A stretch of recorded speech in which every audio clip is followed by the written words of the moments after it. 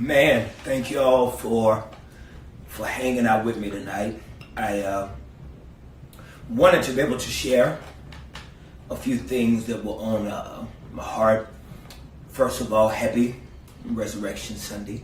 I pray you had a beautiful day, and I pray that you and your family were extremely blessed. I would like to end the Sunday just kind of sharing my perspective on a few things, some things that I'd like to be able to speak into. I haven't written anything down, hadn't rehearsed or tried to make it too formal. Just wanted to talk to a few friends that wanted to kind of tap into what may be on my heart tonight. The first thing I want to talk about is I want to talk about if you follow me and you don't know much about the history of black gospel music, some of this is going to be informative for you. Some of this is going to be insightful, just to give you context on things that you may not even know. Some of you, some of this is stuff that you may just say amen to, but you may even not even know as deep as I want to try to communicate it. And I want to try to go as honest and as transparent as I can, and to be as open about my feelings, because I'm inspired, I'm motivated, I'm a little frustrated, I'm a little irritated. There is there's this duality that I'm talking about tonight. But first thing I want to do is start on the positive. I don't know if you had a chance to watch the bio piece last night on Lifetime of the Clark sisters. If you didn't get a chance to see it, I want you to know that you missed a moment of excellence. It was excellent. It was excellent. It was revealing. It was captivating. It was honest. It was real. It was pure. It was true. And the reason why I'm so proud and so excited to be able to just have some conversation about it is because even though the Clark sisters, I'm not of their generation, I was inspired by their generation. I was a kid watching them do what they were doing, and they no doubt were the architects, them along with the Winans and Andre Crouch and the Hawkins and Thomas Whitfield and just too many others that we can name. They were creating a moment in black gospel music that for us church kids, we were blown away by the creativity that they were bringing to the table.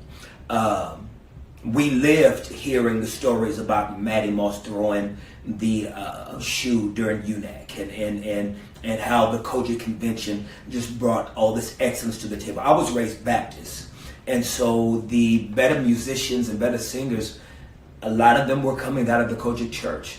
I mean, no cap. They were the better musicians. They were the better singers. They were just they were more progressive in their approach. Where a lot of times in the Baptist church, it was more about the preacher. It was more about the preaching, and a lot of the musical choices were anthems and they were hymns. Nothing wrong with that. Beautiful moments as well. But the Kojic church always embodied a progressive approach to music and musicians and singers. They were pulled into that community. The reason why I sat on my couch last night and was so full of joy, and this is what I want to communicate to you. There is no bigger fan on the planet of gospel music than me. You can't beat me. You can't beat me. You can't beat me. I got receipts. I am the biggest fan. I'm the biggest groupie. I was the kid going into the record stores, writing down the name of every producer and every label, every artist in the world. I would study these artists. I would study their records. When I would go up to meet them, I knew everything about them because I wanted to be in the game so bad. I wanted to be a part of the community so bad as a little kid. And I knew because I couldn't sing, I had to do something. But watching the movie and seeing the reality of what they went through, it is just a snapshot for those of you who don't get a chance to experience that. The music that you love, if you love gospel music, you are a fan of a genre that even to this day, a lot of times is at the bottom of the vine. When it comes to production, when it comes to budgets, when it comes to opportunities, when it comes to doors, gospel music, not Christian music, but gospel music has always been the genre that you have to fight just to try to get somebody to believe in the viability of the talent that's there. Because of the lyrical content, because most gospel music is unapologetically Christian in its lyrical content about Jesus Christ, a lot of the doors are often closed. But you know, just like I know, some of the coldest singers, some of the baddest singers. I mean, the fact that Missy Elliott, Mary J. Blige, and Queen Latifah were the executive producers of this movie shows you the influence that these young ladies called the Clark sisters had on popular culture.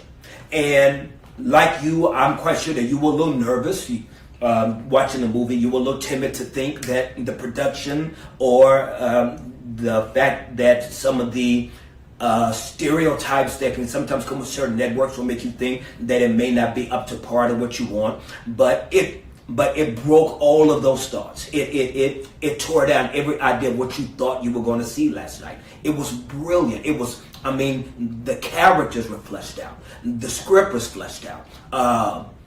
And the lady that played Maddie Moss,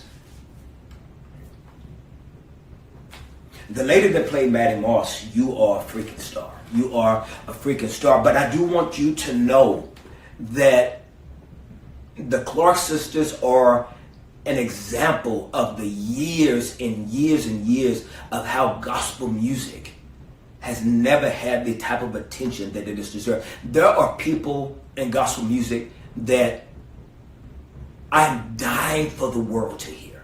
Like I know that you get sick and tired of seeing some of the same faces. I mean, you know, you get tired of seeing some of us, you know, kind of all the time, and that's cool. I get that because there are many more gospel artists that deserve opportunities. But because gospel music is not always thought about like that when it comes to these boardrooms. I've been in these rooms. I've been in these meetings. I've been at these tables by the grace of God. Very humble too. You have no idea how hard it is to fight for a voice for this genre.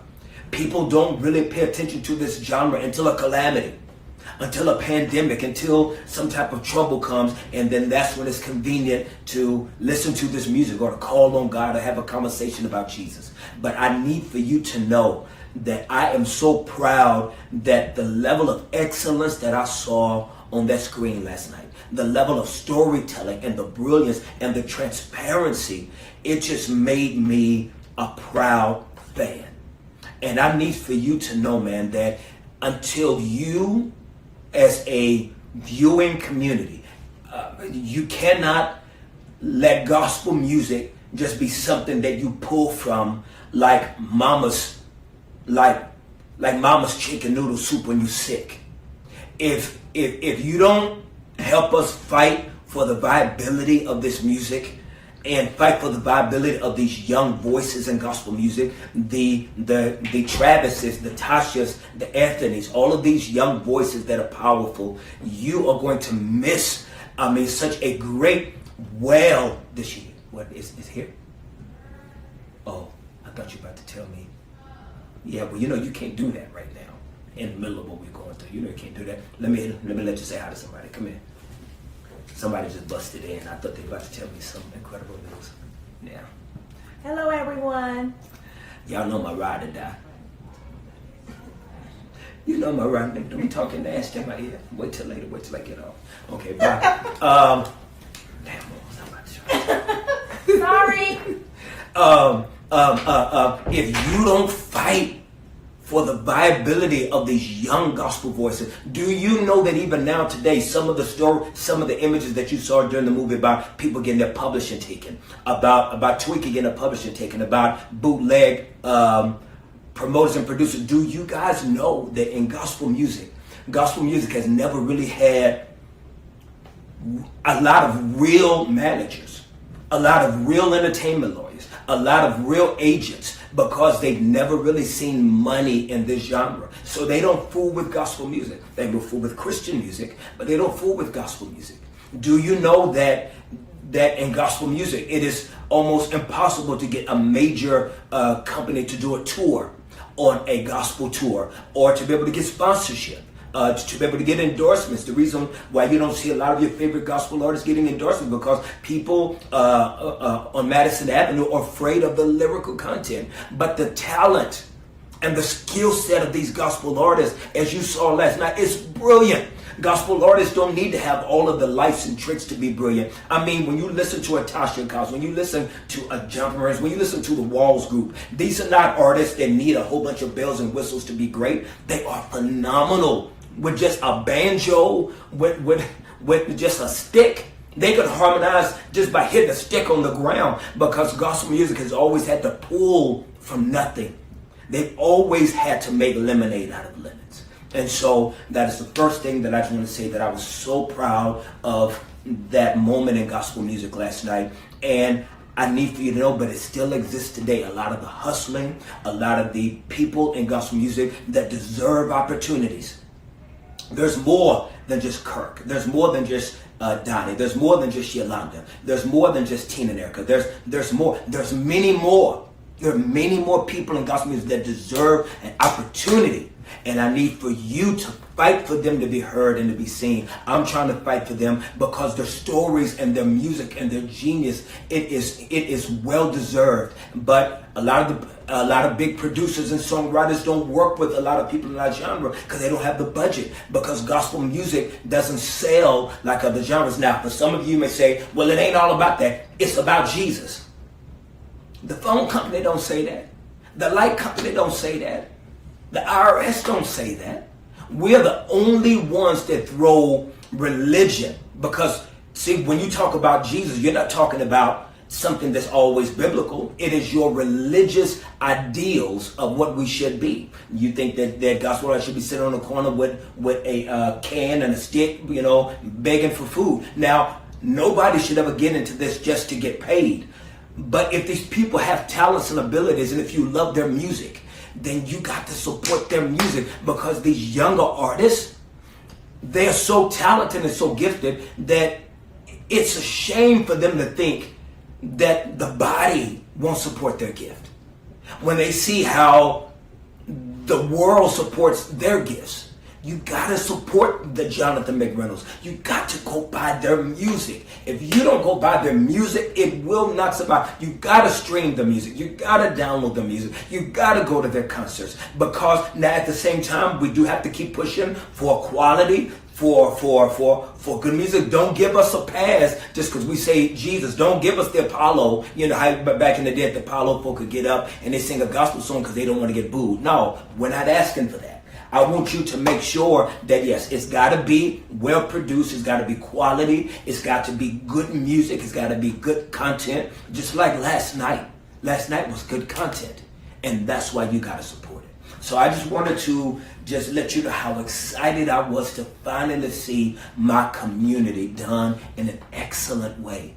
Last night was excellent. And I'm so proud. I also want to and encourage you to continue to know that as Christians, as believers, the light is on us right now. The opportunity to step up and have a voice in culture in the midst of all the mistakes that have been made in the name of Christianity, because there are many. But we have an opportunity now, because the world is looking for a message of hope. But before they hear that message, they want to see that message. That's why it disappoints me that believers are still making the dangerous choice to gather on Sundays collectively for worship.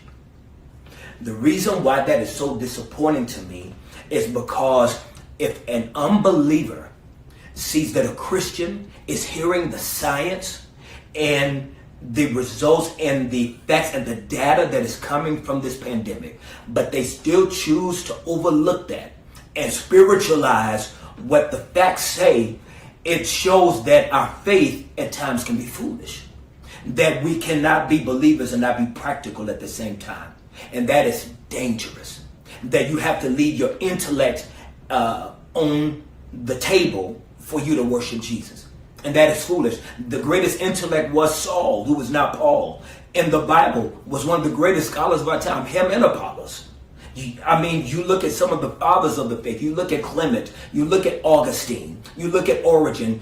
You look at the fathers of the faith. There were also men of color in the sub-Saharan parts of Africa. These were scholarly men that they did not leave their intellect on the table when it came to their Christian beliefs. That they could be bibliocentric and still be respecters of science, because science may not be able. Science's job is to explain to us how. And then our faith is to explain to us why. And they can be friends, that they don't have to be enemies. And that science does not have to be the enemy of Christianity. One of the greatest scientific leaders in America right now is Francis Collins. Francis Collins is one of the greatest scientists in America. And he's a believer. And so you do not have to leave your intellect at the table. You do not have to go to church for Jesus to meet you. And it is a bad witness to unbelievers. What is that saying to the unbelieving community? That you are looking at the data, you are reading the data, you are seeing the deaths rise in your country, but you still choose to put, what my boy said, Big Mama and Paw, that you still choose to put them in danger. It is dangerous. And it does look like, to people who have already had their own mindset of what the church can be, some of it is our fault, as a money grab. It looks for some as a money grab. And so you don't want your good to be evil spoken of. Stay your butt at home. Worship from home. Because the unbelieving world is watching. Because they will read your life before they'll even read the scriptures. And I just think that it is just dangerous to do. It is a very dangerous thing. And you are not reflecting faith. It is foolish. And I say that with love. I say that with humility. I say that with meekness. I am not a perfect man at all. I am at the bottom of the pole. But I'm only here by the grace of God. And so I just want you to know, man, that I'm honored to be here today. This Resurrection Sunday. I'm very glad to be a part of this community, and I am very honored to be able to be amongst the believers. I always wondered, and I'll close with this. I always wondered why Christianity was hard for people to believe with so much research and so much data that is available now. And so I know that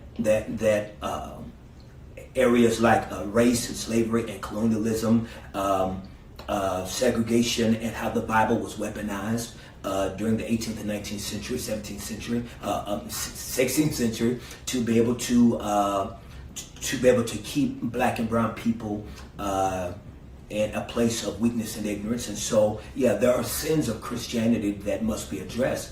But along with the truth that is available, I've always wondered why was it so hard for people to still believe with the historical archaeological evidence that proves the validity and the legitimacy of Jesus as the Messiah.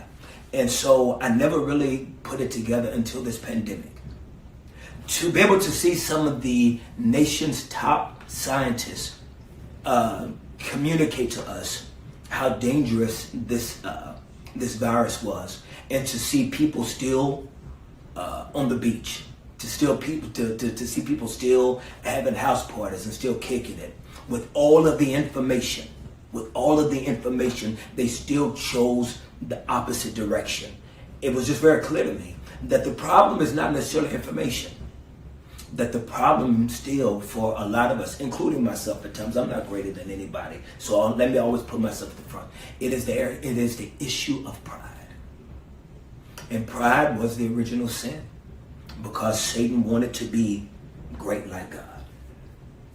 And so that is why I believe in the validity of the text, because it is so relevant and so it is so applicable to where we are right now in society and as a culture. And so I'm just hoping that people will realize that we still got to make that personal choice to be able to believe that he wants to be Lord of all or not Lord at all. He just don't want to ride in the car, he want to drive. So happy Resurrection Sunday. I celebrate Christ the risen King, and I am finna go in here and see what Sister Franklin doing. All right. Man, thank y'all for hanging out with me. I just wanted to celebrate my community. God bless y'all. Peace. You need to promote me. Ladies and gentlemen, come here. Oh my God! See, man, my family. This is my baby daughter, Kennedy. Kennedy's. What happened to you? Listen, y'all. A sad thing happened. I want to say 2 weeks ago. Oh my gosh, this is so bad. Go on, tell me. This is so ghetto. Okay, y'all. So my Instagram got hacked. Follow me on my new Instagram. What is it, Kirk? What is your new Instagram? Oh, you don't know it? No. What is Kennedy? What is it? Kennedy E. Franklin. Purdy. Ladies and gentlemen, this is my twin. This is my twin. Bye. All right. I can't get Yo, man, have a great week, man. Listen, man, let's don't put Christ back on the cross this week. Let's celebrate him as the risen King. Let's don't go back to normal tomorrow. Let's celebrate him every day. All right? Love and salute.